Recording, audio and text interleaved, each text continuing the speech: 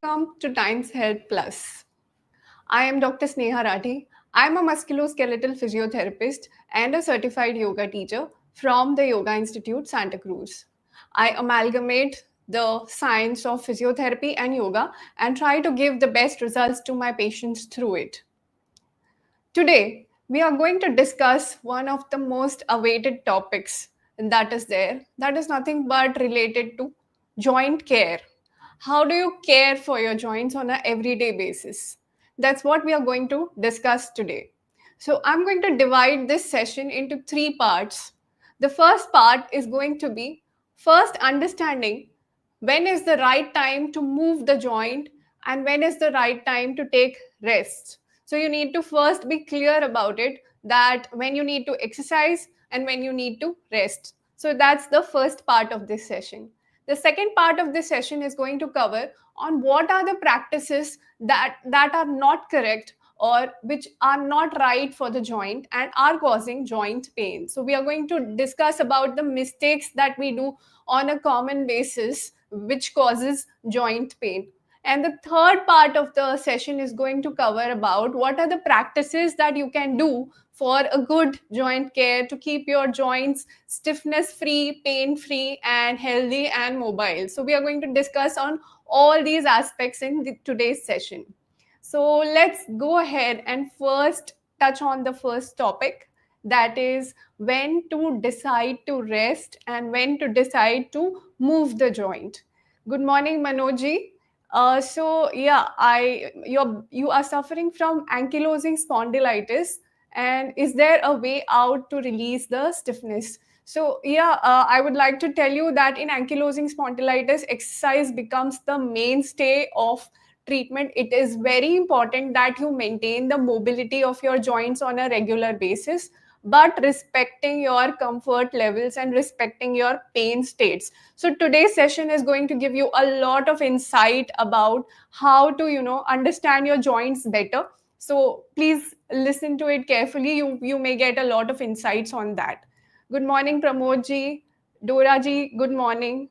All right, so now we are going to discuss about when to rest the joint and when to move.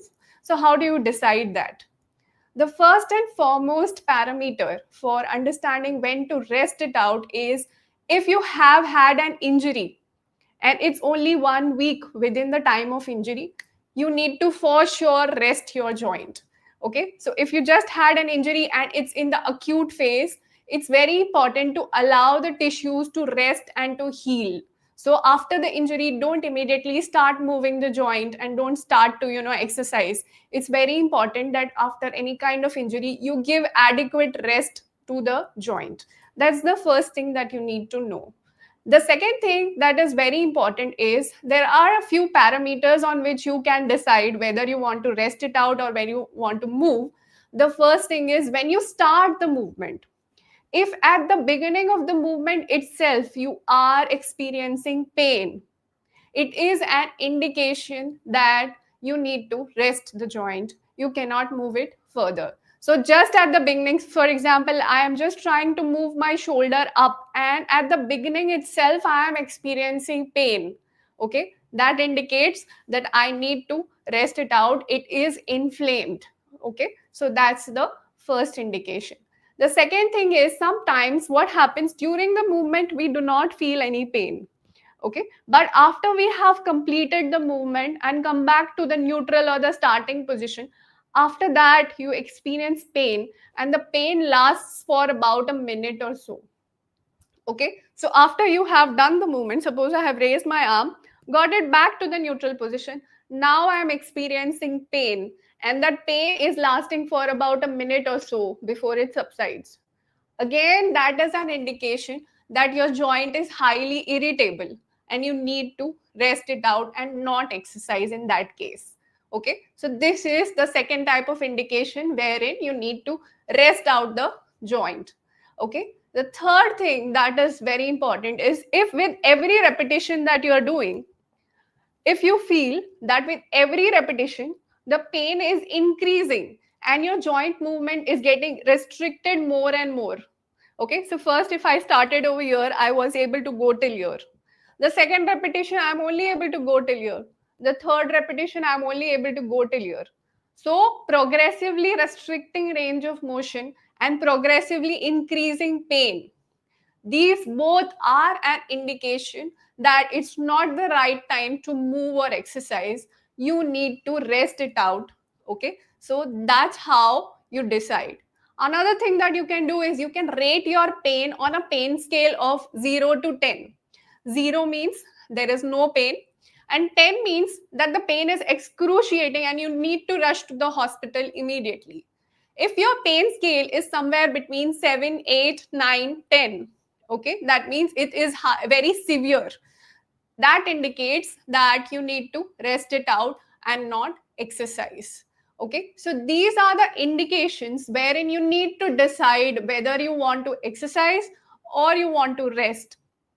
I hope that is very clear to you. What I'm just going to summarize it quickly for you. So the first thing that we discussed is when there is an acute injury, you need to rest.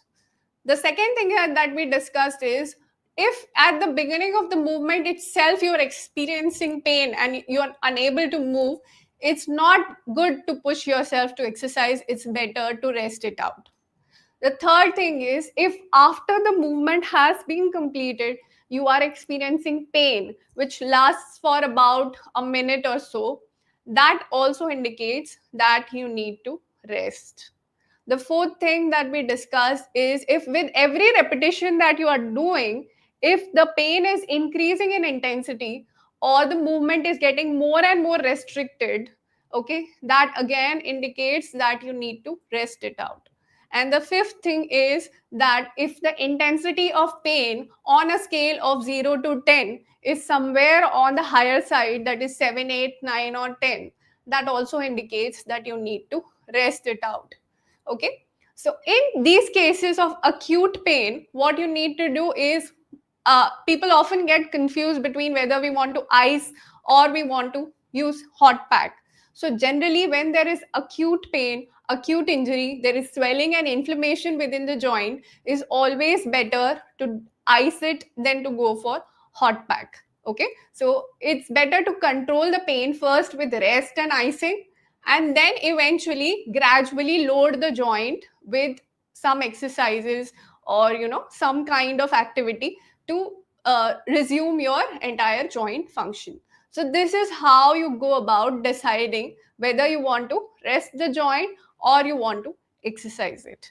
Okay, so these were some of the indications. Okay, so before we go on to the next topic, so this was the first part of the session. Before we go on to the next topic, let me answer a few questions quickly. Sonia ji says, please advise for neck also. I have a slight disc bulge in C6, C7. So Sonia ji, we have already done a session on neck exercises and asanas. You can refer to those. However, I'm going to tell you a few things how to take care of your joints in this session as well. Okay. Akhilesh ji, sufficient for osteoarthritis stage 2, how much can I walk? So we need to, if you are in osteoarthritis stage 2, you need to make sure that you are exercising as well as walking. So just walking would not help. You need to also strengthen your muscles, stretch your muscle, and establish a correct balance in your knee. Okay, so it's very important that you do exercise plus walk. Walking can be based on how are your symptoms. So based on how much you can bear to walk, okay, it's very important that you start with a period of maybe 10 minutes or so. Look into how your joints are feeling throughout the day and in the morning, and then accordingly increase the duration of walk by maybe 5 minutes per 3 days or 4 days, something like that. You can plan to walk, but it's utmost important that you exercise simultaneously. Monica ji, hello. Aparna ji, I have issue L4, L5, S1 spine. So I have also done a session on low back. There is a low back series. You can refer to that. Right now, let's go on to the joint. What are the common mistakes that we are doing while caring for our joints? Okay. So first, let's look into that. What are the common mistakes? So first thing first is when we are going for overtraining and over intensity exercise, without adequate rest. So I have seen many a times people doing lot of Surya Namaskars, like 108 Surya Namaskars, without any pre-training, without any pre-workup. Okay, so it's very important that you decide on the correct intensity of exercise, the correct number of repetitions. Okay, so how would you decide that? You need to feel your body, you need to become more body aware. Are you getting fatigued, or is it just the competitiveness that is causing you to push towards lot high repetition of exercise or high load exercise? What exactly is motivating you to go for that? You need to understand what intensity is good for you and what is not good for you. So while doing any exercise, any asana, you will realize whether your joints are feeling fatigued. Okay, you need to take care of that. Is it feeling heavy while I'm doing? Is it shivering too much, or is it not supporting my body enough? You need to check on all these parameters. Is there pain that is getting elicited by doing so many repetitions of exercise? So these are the few points you need to look into whenever you are doing any kind of asana or exercise practice. So never do overtraining and over intensity without adequate rest periods. Like last time I said, you need to end your session with a relaxation practice. That's very, very important that you relax your joints as well towards the end of the session. So how you start the session and how you end the session is very, very important. Okay, so overtraining without sufficient rest is one of the reasons which causes a lot of joint aches and pains and damage to the joints. The second thing is not performing proper warm up. Okay, so warm up, I have always stressed on a proper warm up before you start any kind of yoga practice. It's very important you prepare your joints and muscles before going for any kind of exercises or yoga practice. So these are subtle movements that you need to do at all the joints of the body so that it is ready for the next yoga practice. So this is the second thing that is very, very important when you are practicing any kind of yoga asana. The third thing is proper posture and proper alignment. So in all my sessions, if you have noticed, I have been talking a lot during the workout. That is because I want to tell you what is the right alignment, what is the correct muscle work, so that you are able to perform the asanas up to the mark and without any injury.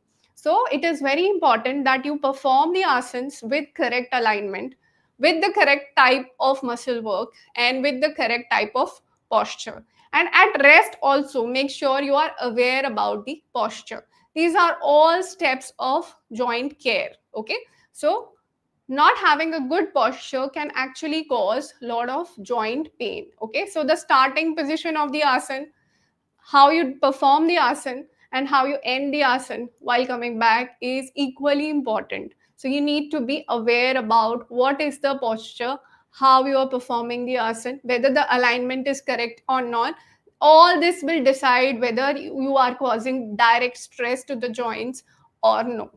So this is the next mistake that we commonly do, is not maintaining a proper posture, okay, or not performing it with correct alignment. Okay, so sometimes I'll just give you an example of this. Sometimes when we are doing neck movements, I have seen people sitting with a slouched posture and then performing the neck movements.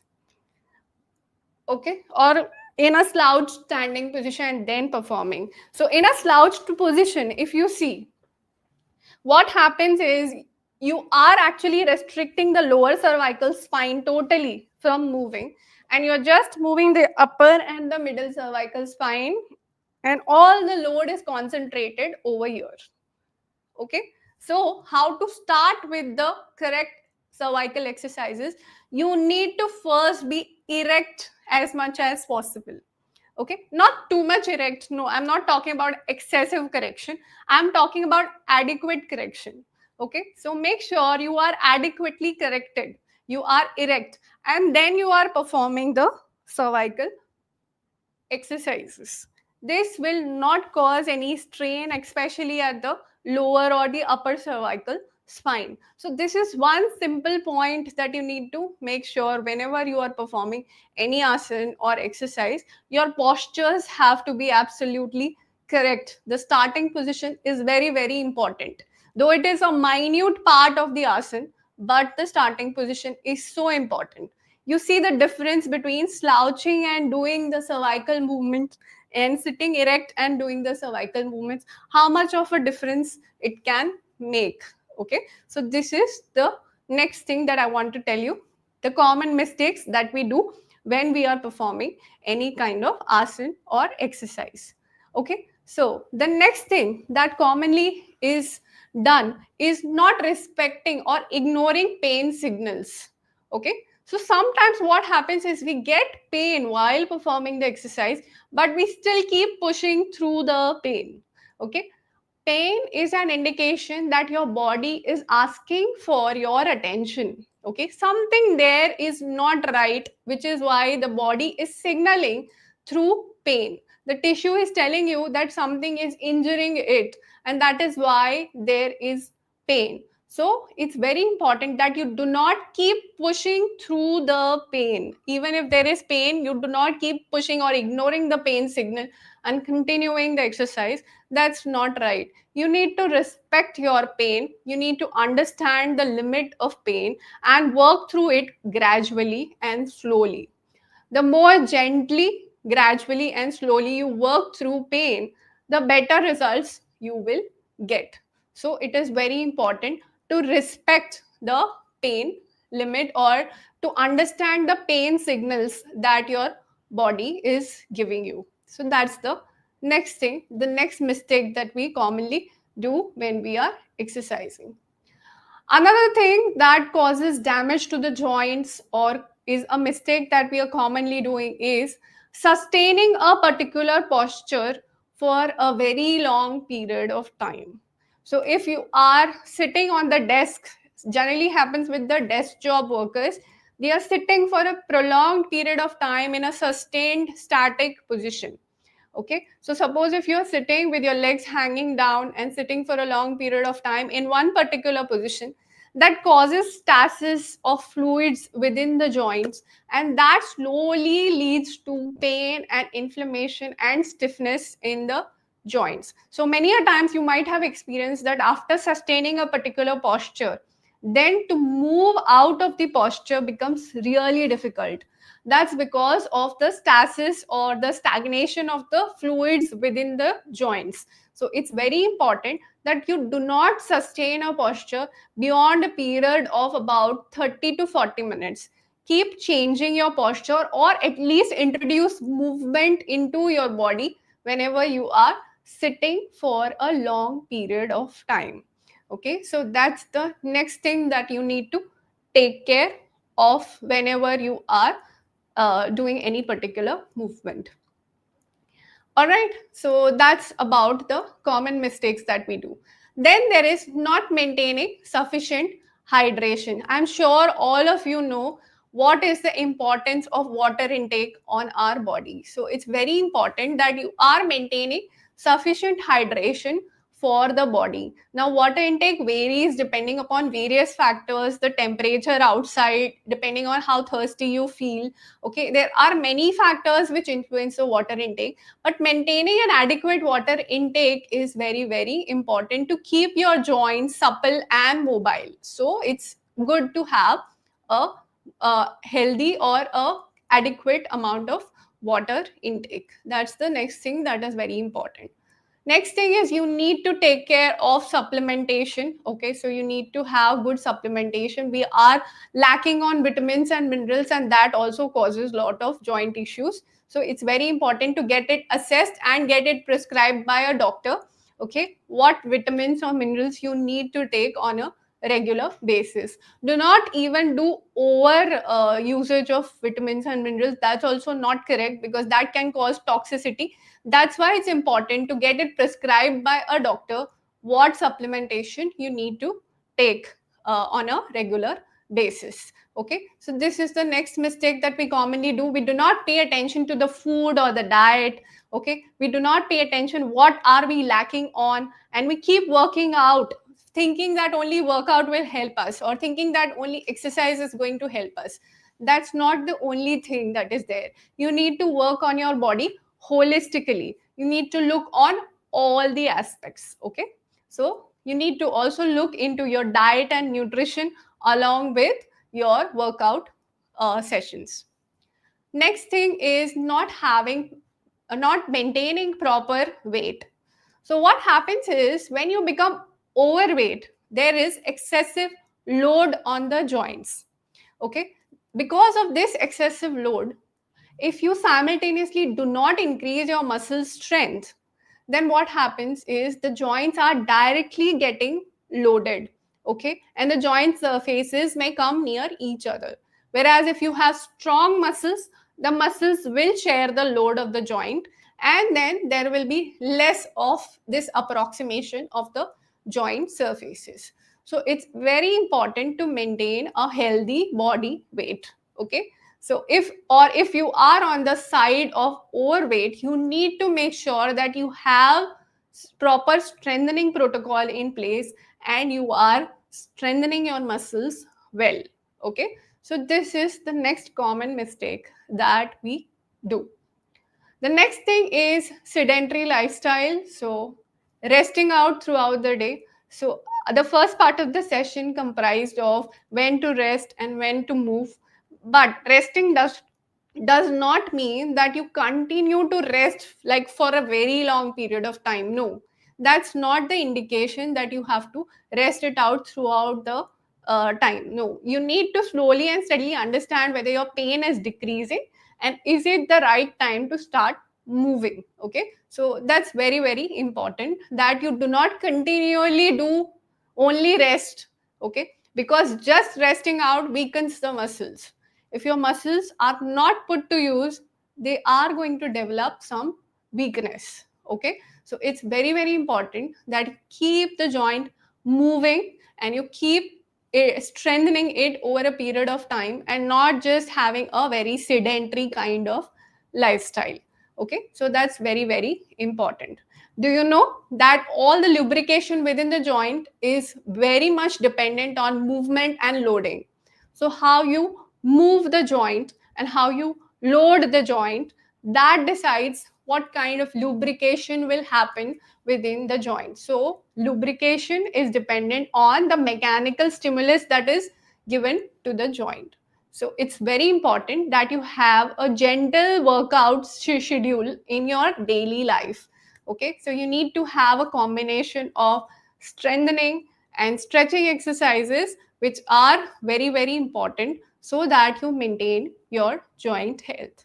So these were the some of the common mistakes that we observe when we do analysis on a daily life. Okay, there are some few more points that I would like to add. Something like an improper footwear. Okay, that is also causing a lot of knee joint problems. So what kind of footwear you wear is very very important. Okay, so I have seen some people just wearing non-shock absorbing, just a common footwear. Okay, that can cause a lot of strain on your knees if you are not strong enough, or if the muscles are not strong and mobile enough.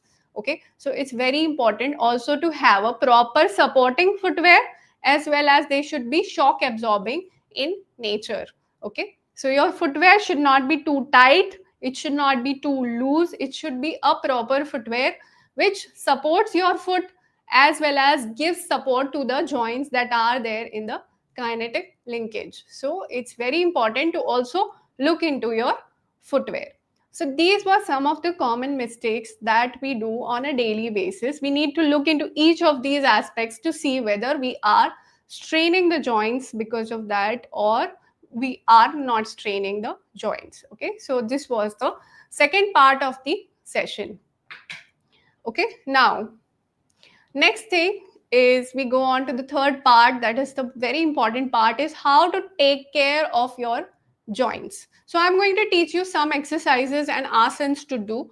Okay, so for taking care of each of your joints. Okay, so some exercises and asanas for each of your joints that is going to help in creating the mobility. It's a gentle movement technique. Okay, and also stretching and strengthening, the joints. So you need to incorporate these kind of movements on a daily basis so that your joints are mobile, healthy, and supple. Okay, so let's go on to the next thing. Okay, before that, Biswajit ji says have ankylosing spondylitis, which creates back pain regularly. So, Biswajit ji, ankylosing spondylitis is known to create back pain. If it's an acute inflammation, if the pain is really high, you need to rest it out. But if it is not very acute, if the pain intensity is on the lower side, you can gradually start with certain loading exercises, simple exercises on a regular basis, which will help in creating mobility and strength. Okay, so you can refer to the video which is on the low back or the spine health. Sitting posture during office work, please guide to avoid lower back ache. So again, I have covered this topic in the previous videos, so you can refer to that. Kopalji says, what about barefoot philosophy? They say as little as possible is better in terms of footwear. So barefoot philosophy works when you have a mobile and a healthy feet. Okay, so you are already having mobile and healthy feet. So you have strength as well as you have some mobility in your foot. In that case, barefoot walking works a lot because your foot is adjusting to the ground, as well as it is also strengthening because you are directly in contact with the ground. Definitely it works. But when you are already having some kind of pathology, or suppose for example a knee osteoarthritis or something like that, then you need to make sure that you are wearing proper footwear, because you need to support the joints and you need to have less shock on the knee joints. So it all depends upon what state you are in. Whether if you are already into a healthy state, definitely barefoot walking will create a lot of benefits and it is going to help a lot. But if you're already suffering from some kind of pathology, you need to make sure that you're wearing appropriate footwear. Manojji, can you please suggest some exercises for relieving back stiffness and pain? Yes, I'm just going to go through some asanas and exercises for the same. Okay. Today, I'm going to teach you some exercises which are going to be in the lying down position, because I want to tell you, whenever you have pain in the joints, is always better to start with a non-loading position. So where the load is not much, that position is the best to start with any kind of exercise or asana, and gradually load the joint. So you gradually move from lying to sitting position and then go on to standing position. That's how you go when you want to gradually load the joints with weight. Okay, so when you want to tackle joint pain on a regular basis, it's always better to start with a unloaded position. So we are going to go into lying down position, and I'm going to start telling you the exercises for each and every joint. Okay, so how do we lie down? People with low back pain and otherwise also, you should always go on to your side and then lie down straight on your back. Okay, so it's very important that you lie down on your side and not directly jump into the supine lying position. So the first exercise that I'm going to do is, it's called as, it's an asana, it's called as Yashtik asana. Okay, so what we are going to do is, we are going to keep our hands by the side. This is going to create mobility at the ankle as well as the shoulders and the spine as well. Okay, so it's an elongation posture. Here what we are going to do is, we are going to take our hands up and point our toes down. Stay there for 6 counts. 1, 2, 3, 4, 5, 6, and slowly relax. Okay, so this is going to create the mobility at the shoulders as well as the ankle. So again, we are going to inhale and take our hands up and toes point down. Stay there for 6 counts. 2, 3, 4, 5, 6, and exhaling slowly. Take your hands down and feet up. In case if you feel that your shoulder is restricted, you can just simply do the ankle movement separately. So you can just simply point your ankles down completely and then point your ankles up completely. This is an ankle toe movement exercise which you can do on a regular basis. Okay, so this is another exercise that you can do. Generally, what happens is when we do ankle movements, we forget the toes. So it's very important that you also start curling your toes and extending your toes as much as possible. So curl your toes and extend your toes. Now you see with the speed with which I am doing the movements, it's not like quickly. I'm completing the movement at each part and I'm trying to go through the entire range of motion. Okay, so it's important that you complete the movement and not do it very quickly. The next thing that you can do is for the knee joint. Okay, so what you can do is first is exercises called as the static quadriceps exercise.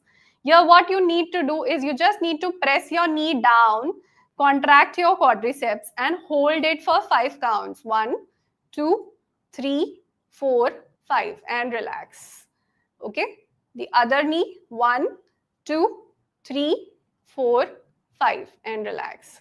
Same thing again, I'm repeating on the right side. If you can see the contraction of the muscle, okay, I'm pressing it down now. 1, 2, 3, 4, 5 and relax. Okay, on the left side, 1, 2, 3, 4, 5 and relax. Okay, a very simple and very effective exercise for the knee joint. The next one for the knee joint is you need to drag your heel like that and bend your knee. Okay, and then straighten back. Okay, this is different from what we usually do in Pavan Muktasan. That is also bending the knee, but Pavan Muktasan recruits your hip flexors, whereas this I am working on the hamstrings or the knee muscles. Okay, so this is how you drag your heel, bend your knee and straighten your knee. Okay, same way on the other side, drag your heel, bend your knee and straighten your knee. Okay, now very important in this is, suppose if you have a restricted knee motion, I have seen many people compensate it by hiking their pelvis just to increase the movement. You are not supposed to do that. You are supposed to make sure that the movement is pure and clean at the knee joint. Okay, so how much ever you can move, try to move that much pure and clean at the knee joint. Okay, so just dragging the knee into flexion and then straightening it back. Okay, so this is the next exercise that you can do on a regular basis. So this was for the knee joint.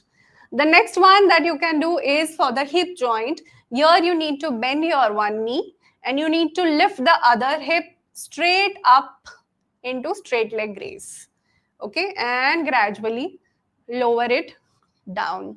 Again, lift it straight up into straight leg raise and gradually lower it down. I know these are very simple exercises, but very effective if you do it on a regular basis to take care of your joints. Okay, so what we are going to do is we are going to bend this knee and we are going to lift the other knee up, straight and down. It's very important that you do not try to push your lower back up, or you do not try to tilt your lower back in the process of, raising the leg up. So it has to be exclusively from the hip joint. You need to move the leg. So this is the next exercise that I would like to suggest. Okay, same thing on the other side. You raise your leg up, go slow and steady and straighten it down. Raise your leg up, go slow and steady and straighten it down. Okay, now the next thing is a stretching exercise which can be done on a regular basis. That's called the hamstring stretch. Very good for people with low back pain. Okay, so what you can do is simply just bend your thigh to 90 degrees, hold your hands both at the thigh and slowly straighten your knee up as much as possible.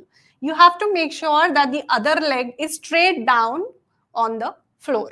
Okay, so as much as possible, you straighten, hold it for 6 counts, and slowly relax and release. Same thing on the other side. Hold the thigh to 90 degrees. Straighten your knee as much as possible, but make sure that you're not lowering the thigh back again. You're holding it at 90 degrees and then straightening the knee. And stay there. 1, 2, 3, 4, 5, 6. And slowly relax and release. But mind you, when you are doing this hamstring stretch, there has to be no strain on the lower back. If you're feeling some strain or pain in the lower back, it's an indication that you're not supposed to do this exercise. Okay, this was about the hamstring stretch. Next, we are going to go for hip abduction or side leg raise exercise, wherein we are going to turn on our side, keep one hand under the head. Okay, bend your lower leg for a better base of support. Keep your hand on the lower back, just above the pelvis, and slowly raise your leg up from the side. Okay, and take it down. Again, up from the side and take it down. Now, why I'm keeping my hand on the lower back over here is because I'm trying to keep it very straight. I have seen many people doing this kind of movement when they are raising their leg up. So they tend to also turn their lower back. It's very important that you keep the lower back neutral and just try to raise the leg up from the side. Okay. Go slow. You can hold the position for 6 counts. 1, 2, 3, 4, 5, 6, and slowly relax. Okay, so this is how you do the side leg raise exercise. The next thing is for the spine. This is another asana, that is Supta Vakrasana. Okay, so what you need to do is you need to bend your knees, keep your feet and knees together. You need to keep your hands at 90 degrees at the shoulder level. Okay, and slowly what you need to do is, this is a twisting kind of pose. So what you need to do is slowly drop your knees towards one side and turn your head towards the other side. Okay, slowly come back to the starting position. Same thing again on the other side. Drop your knees to the left side and turn your head towards the right side. Okay, and come back to the starting position.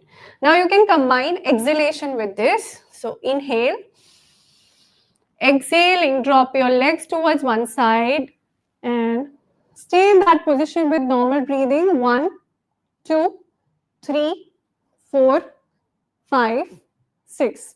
Inhaling, come back. Exhaling to the other side.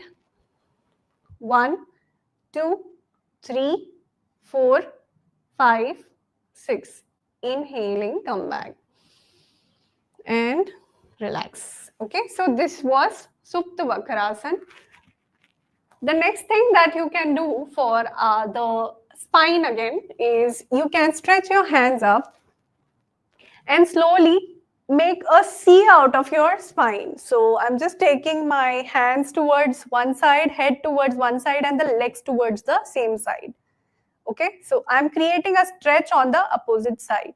Now come back to the starting on the neutral position and gliding the same way onto the other side.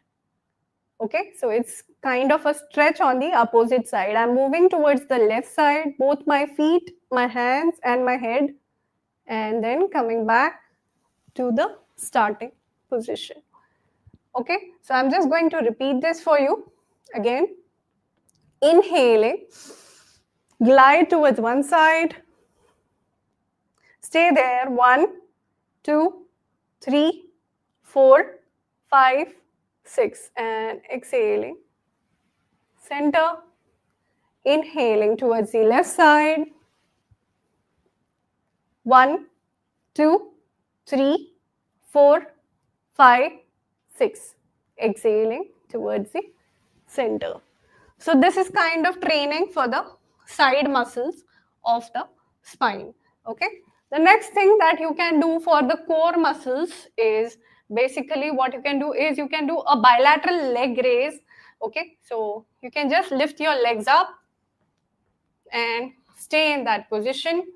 1, 2, 3, 4, 5, 6, and slowly drop them down, relax and release. So sometimes what happens is people have low back pain and they are not able to perform this exercise. In that case, there are two things that you can do. One is you can keep your hands under your buttocks. That will help in easing the pressure on the lower back. Okay, so you can do it like that. This becomes a lot easier, and stay there. 1, 2, 3, 4, 5, 6, and slowly relax and release. It's not necessary that you take the legs up to 90 degree. If you are able to do this much, it's fine. Okay, so depending on your capacity, you can gradually raise your legs. If this is also difficult, you can separate your legs a little bit and then try to raise the legs up. That becomes even more easier. Okay, 1, 2, 3, 4, 5, 6, and slowly relax and release. Okay, so this was the next exercise that you can do for the lower back. Okay, now for the shoulders, what you can do is, one is a simple, what we did in Yashtikasana, raising the hands up. Okay, if in case you have some restriction in the shoulder, you can bend your knees, you can hold your hands like that, and you can slowly raise your hands up completely as much as possible and bring them down. So with the help of the unaffected hand, you help the affected hand to go up to a particular level and come back down. Okay, so this is for the shoulder. For the shoulder, it's not just the straight movement that is there. You also need to do a movement on the side. So you can turn onto the side, okay? And slowly what you can do is you can do a circumduction movement, taking the shoulder front, up and down. Okay, so this kind of circumductory movement you can train the shoulder to perform. Okay, so this. Again, this is a circumduction movement. You can do it the other way around as well. You can turn your arm outside and back. Again, lift your shoulder up, turn your arm outside and back. Okay. And another thing that you can do is a horizontal abduction. So you can just keep your hand in front of you, take it up and place it behind you as far as possible. Then bring it back, front, and place it forward, take it up, place it behind you, and back and front. So mind you, these are all supported poses, so they are comparatively very easy to do. Okay, so these are for the initial phase of when you are having slight pain or you are bothered by some stiffness. You can do all of these exercises and asanas because these are unloaded poses. Okay, they are supported poses. Next, we are going to go on our abdomen and we are going to do a little bit of spine extension and hip extension. So we turn on the abdomen. Now, there are two ways to perform Bhujangasana. Okay, so one is where you use your back strength, okay, and the other one is for the back mobility. So I'm going to show you both of them. Okay, so let's see. First is for the back strength. You keep your hands beside your chest, keep your forehead on the ground, and slowly come up to a level where you can actually lift. Even if you lift off your hands, you can maintain that position. Okay, so I'm using my back muscles. 1, 2, 3, 4, 5, 6, and down. Okay, we'll repeat this again. Inhaling. 1, 2, 3, 4, 5, 6. Exhaling. Down. So this is for the back strength. Now for the back mobility, what you can do is you can push off with the help of your hands and try to come up as much as possible. 1, 2, 3, 4, 5, 6, and slowly go down. Okay, we'll repeat this again. Inhaling. 1, 2, 3, 4, 5, 6, and exhaling down. So this is for the mobility purpose. You need to understand the difference between mobility and strength, and you need to work accordingly. What is required in your body?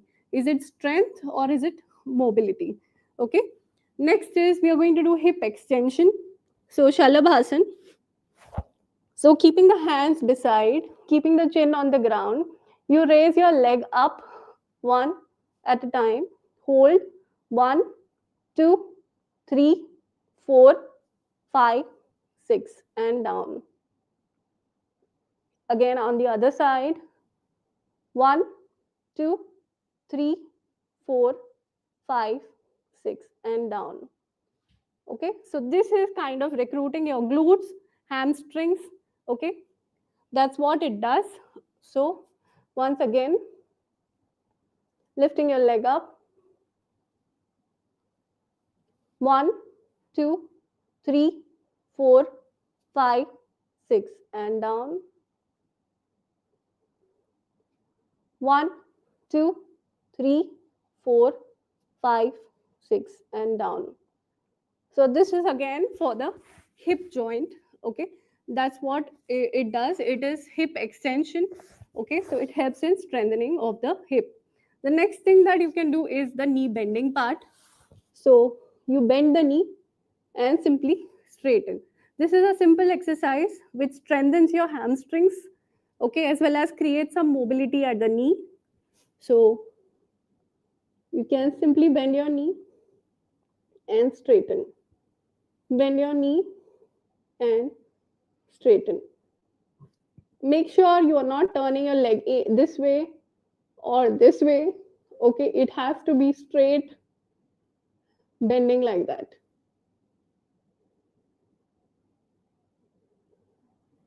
Okay, so these were some of the unloaded position of the joint. Now I'm going to just take you through one relaxation practice, that is pranayam number 4, or diaphragmatic breathing, wherein you have to keep your knees bent, knees together, feet apart. Keep one hand on the abdomen.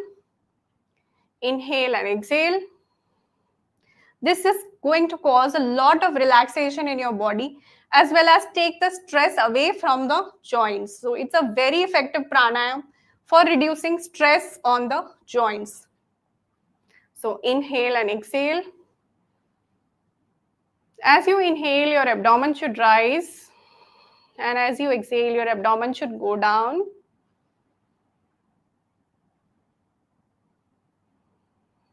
You can time it. For example, inhalation 1, 2, 3. Exhale 1, 2, 3. Inhale 1, 2, 3. Exhale 1, 2, 3. Inhale 1, 2, 3. Exhale 1, 2, 3. Inhale 1, 2, 3. Exhale 1, 2, 3. So this is how you can do pranayam number 4 on a regular basis, which will help in relieving all the tension from the joints. We will slowly turn on our sides and get up.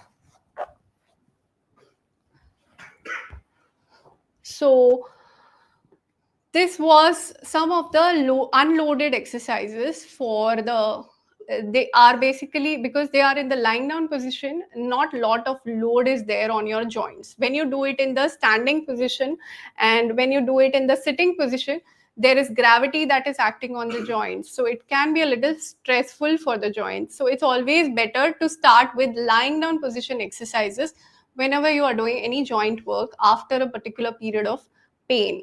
Okay, so these were some of the mobility exercises which you can very easily do. You can choose some of them and you can do it on a regular basis for a 10-minute period. Okay, another thing that is very important for joint health is a good sleep. Sleep is a very underrated healer which is there in our body. If you have a good sleep, your healing becomes much better. Okay, so having a good sleep, quitting habits like smoking, okay, because that can actually cause a lot of reduction in of blood flow into the joints. So quitting such habits is very beneficial for your joint health.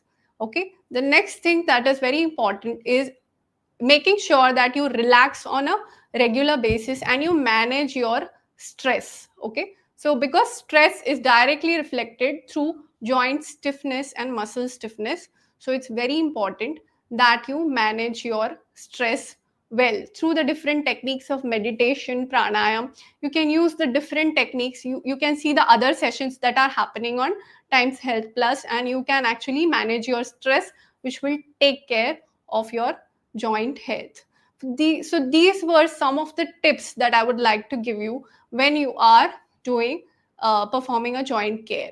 Two more things that I would like to add is a gentle massaging technique can be used on the joint. So what you can do is an upward stroke, okay, not a downward stroke, but an upward stroke on the joint can help. A gentle upward stroke can help in actually improving the blood flow and lymphatic drainage at the joint. So this can be done on a regular basis. One more thing is keeping the joints warm. Okay, so when you do not have any acute pain or swelling, on a normal basis, you can keep your joints warm with the help of hot packs or with the help of wrapping a blanket around the joint. That helps in keeping the joint mobile and supple. So this is some of the joint care routine that I would like to give you. So here's a challenge for you. What you can do is you can perform a 10-minute joint care routine on a regular basis from the exercises that I have given you and the tips that I have recommended. And then you can report how you are feeling on a daily basis in the morning. Okay, when you get up, how your joints feel. You can actually look into that. You can click pictures of you performing the joint care routine and upload it on Instagram and tag Times Health Plus. Also, do follow us on our YouTube and Instagram channel, Times Health Plus. So that was it for today. Okay, so these are some of the tips and techniques that I would like to give you for a good joint care routine. Make sure you take care of all the points that I have summarized over here. Chandanji says, notice that you counting till 6. Is there any specific reason, or we may count as per our choice? Okay, so Chandanji, initially you can start with a 5 to 6 count. Okay, that's like a normal period when fatigue won't set in so early. As soon as you start reaching 10, maybe there is some kind of fatigue. So build your capacity gradually from 5 counts, 6 counts, 7 counts till 10 counts. And you can even go further up to 30 seconds to 1 minute. Okay, so you can definitely push yourself depending on your capacity and strength gradually. I'm taking a 6 count on an average because I have all kind of viewers over here, so we need to have a safe count which will not cause any pain in the joints or fatigue in the joints. All right, so I hope I have added on to your knowledge on how to take care of your joints on a regular basis, and you're going to practice some of these exercises. You can do it in bed itself, all these exercises in the lying down position. Okay, so you can practice this on a regular basis and come back to me with the results and what are you feeling in the joints on in the morning on a daily basis. So that was it for today. I'll see you next time. Till then, stay present, move gently, and make sure you take care of yourself.